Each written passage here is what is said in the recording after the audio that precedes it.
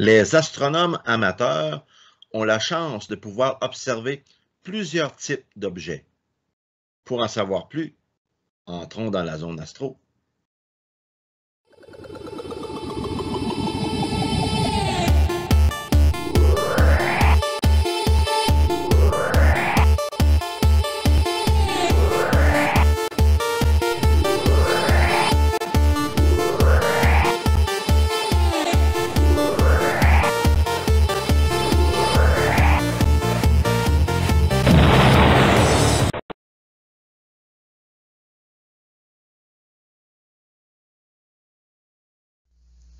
Les objets du ciel visibles par les astronomes amateurs.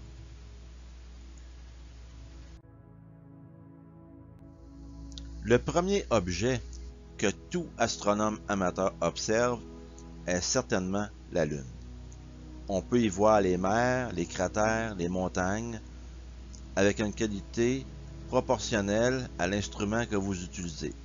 Naturellement, vous pouvez observer la Lune à l'œil nu, mais aux jumelles et au télescope, ces mystères seront révélés de façon plus extraordinaire. Le Soleil, tant qu'à lui, il doit être observé avec un équipement spécial, des filtres pour protéger les yeux, surtout si vous observez avec une paire de jumelles ou un télescope. Mais même à l'œil nu, on ne regarde jamais le Soleil sans avoir de protection.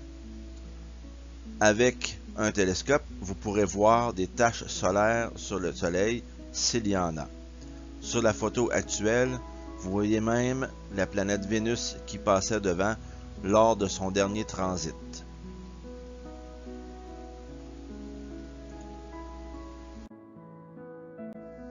Poursuivons avec l'observation des planètes. La planète Mercure, étant la plus près du Soleil, sera toujours basse à l'horizon. On peut l'observer le matin ou le soir, tout dépendant de la période de l'année. C'est exactement la même chose pour la planète Vénus, mais étant la deuxième à partir du Soleil, elle sera plus haute à l'horizon. Ces deux planètes sont des planètes intérieures, donc elles nous offriront des phases comme la Lune. Vous pouvez le voir sur la photo en bas à gauche. La planète Mars, tant qu'à elle, nous offrira des ombres, des ombrages, si vous voulez, sur la planète. La planète a un tendant vers le rouge. On y verra aussi les calottes polaires. Et tout dépendant de l'instrument que vous utiliserez, il y aura plus ou moins de détails à observer.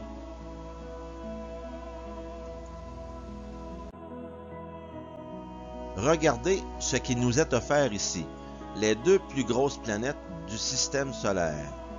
Premièrement, la planète Jupiter, qui nous présente des bandes nuageuses, ainsi qu'une grande tache rouge. Cette tache est un immense ouragan dans son atmosphère. Elle est plus grande que la planète Terre. Saturne a aussi des bandes nuageuses, mais elle a surtout ces magnifiques anneaux, un joyau à observer pour un astronome amateur. Il y a aussi, visible avec un bon instrument, la division de Cassini qui sépare les anneaux en deux parties distinctes. En ce qui consiste de la planète Jupiter, l'astronome Galilée avait observé 4 petits points qui tournaient autour de la planète. On les appelle maintenant les satellites galiléens, qui sont l'équivalent de 4 lunes, comme la Lune qui tourne autour de la planète Terre.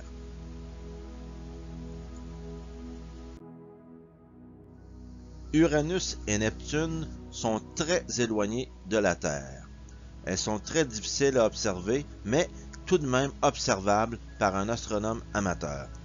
Il pourra voir la plupart du temps une petite bille bleue ou une petite bille verte, tout dépendant de quelle planète il observe.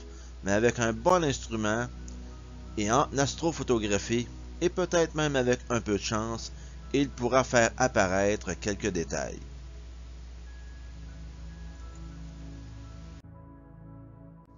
Les astronomes amateurs peuvent aussi observer des planètes naines, comme par exemple Pluton et Cérès.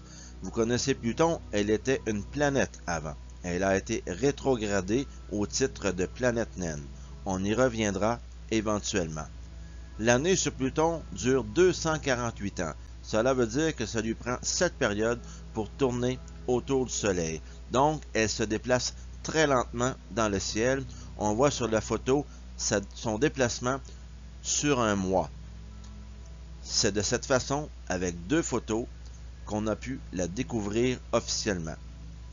Cérès était avant un astéroïde entre Mars et Jupiter comme beaucoup d'autres astéroïdes. Mais il est plus gros, il a une forme un peu plus concrète. On n'entrera pas dans les détails, mais la définition de planète naine fonctionne pour Cérès. Donc pour observer des astéroïdes, ça ressemblerait aussi à cela.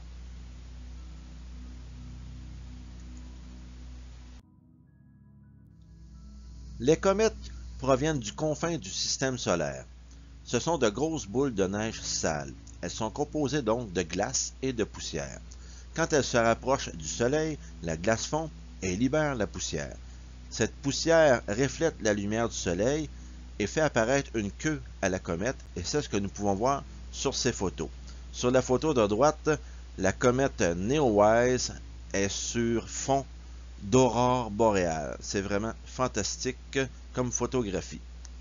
Quelquefois, la poussière de ces comètes qui est libérée avec les années nous donne des pluies d'étoiles filantes. C'est-à-dire que la Terre, sur son orbite, peut entrer dans un restant de poussière de comètes, et cela nous donne donc des météores, ou si vous voulez, des étoiles filantes. À ne pas confondre avec le passage de la station spatiale qui, lui, est beaucoup plus lent.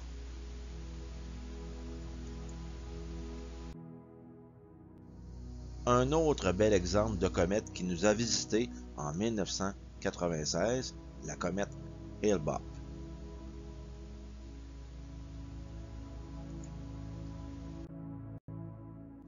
Les astronomes amateurs ont aussi la chance de pouvoir observer des étoiles doubles et des étoiles variables. Une étoile double est composée de 2 étoiles qui nous semblent très près l'une de l'autre dans un télescope. Par exemple, Albireo du Cygne qui nous montre aussi de belles couleurs. Castor est une étoile double plus rapprochée. L'étoile double probablement la plus populaire dans la constellation de la Grande Ourse est Mizar et Alcor, qui est visible d'ailleurs à l'œil nu. Sachez tout de même qu'avec un télescope et un certain grossissement, l'étoile Mizar est aussi elle-même une étoile double. Les étoiles variables sont des étoiles dont l'intensité lumineuse varie avec le temps.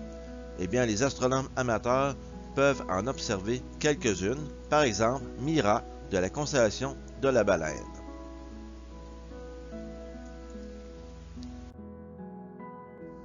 Augmentons un peu le nombre d'étoiles et voyons aussi les amas ouverts.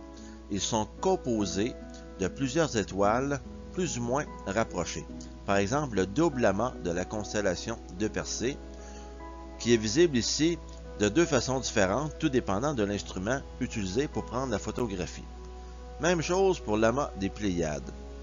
L'image du haut nous montre cet amas, comme nous le verrions à peu près à l'œil nu un soir de beau temps.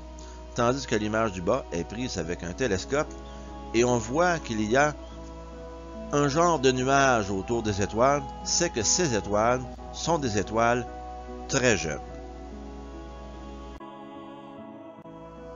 Les amas globulaires sont composés de plusieurs centaines ou plusieurs milliers d'étoiles. Ils sont très concentrés. Ils sont en orbite autour des noyaux des galaxies. Sur cette photo, vous voyez l'amas M13. M pour l'astronome Messier qui a recensé 110 objets dans son catalogue. Nous y reviendrons probablement dans une future présentation. La photo ici présente nous montre tout de même ce qu'un astronome amateur voit avec un instrument un peu plus modeste à gauche et un plus grand instrument avec un plus grand diamètre de miroir ou de lentille à droite.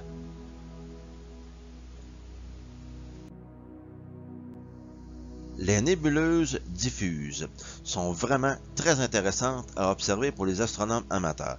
Par exemple, la grande nébuleuse d'Orion que vous voyez dans les encadrés jaunes sur cette photo de 3 façons différentes. Cette grande nébuleuse est une pouponnière d'étoiles D'autres étoiles peuvent donc se former à l'intérieur de ce type d'objet. Il y a aussi, par exemple, la nébuleuse Trifide que nous voyons dans la constellation du Sagittaire. En voici deux exemples à gauche de la photo, ainsi qu'une belle dentelle, oui, les dentelles du cygne que vous voyez dans le bas de cette image.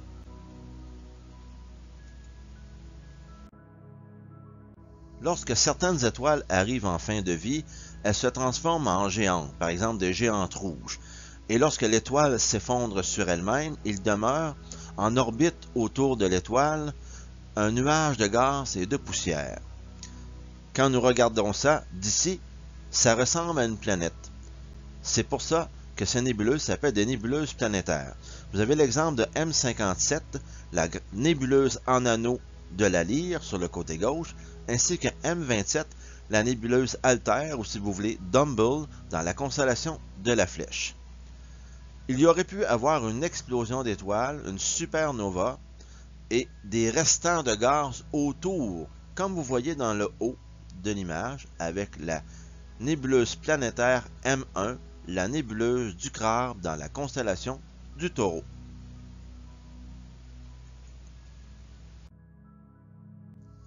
Il y a aussi des nébuleuses que nous qualifions d'obscures.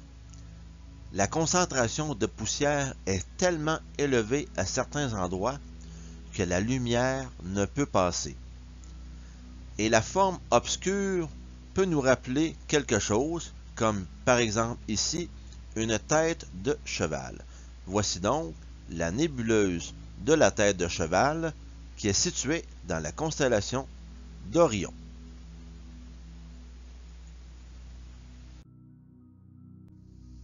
Les galaxies sont les contenants d'à peu près tout ce qu'il y a dans l'univers.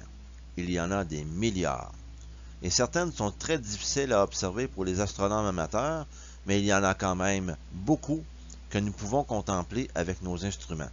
Par exemple, la galaxie d'Andromède que nous voyons à gauche dans un instrument moyen d'astronome amateur, et l'astrophotographie de droite a été travaillée avec un meilleur instrument. Nous pouvons même y voir la galaxie M32 et M110 qui orbitent autour de la galaxie d'Andromède. Cette galaxie est située à 2 millions d'années-lumière, c'est-à-dire que la lumière que nous recevons dans notre œil, eh bien, ça fait 2 millions d'années qu'elle est partie à la vitesse de 300 000 km par seconde, qui est la vitesse de la lumière.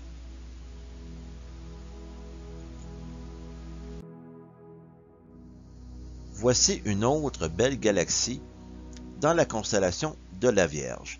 C'est M104, la galaxie du Sombrero.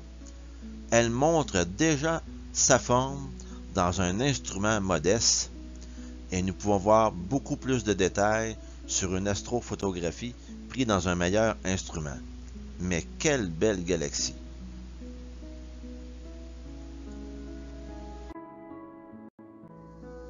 Voici une autre galaxie populaire pour les astronomes amateurs. Elle est située dans la constellation de la Grande Ourse, c'est M101, la galaxie du Moulinet. Disons qu'elle aussi porte bien son nom. Nous la voyons à gauche dans un instrument plus modeste, mais quand même elle fait apparaître ses spirales. Naturellement, à droite, elle est beaucoup plus jolie dans un meilleur instrument.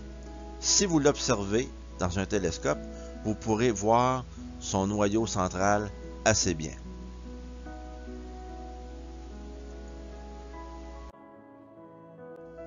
Maintenant, voici notre galaxie, la Voie lactée vue de la Terre.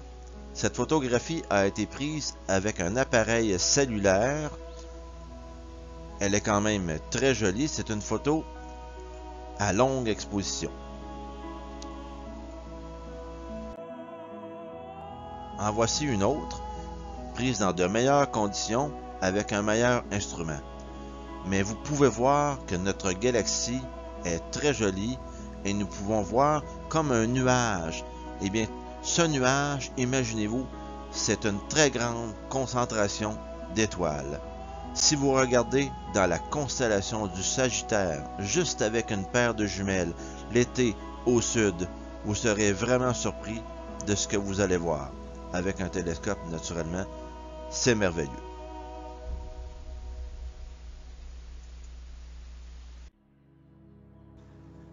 Si cette présentation vous a donné le goût d'aller observer le ciel et de devenir astronome amateur, eh bien, ma mission est accomplie.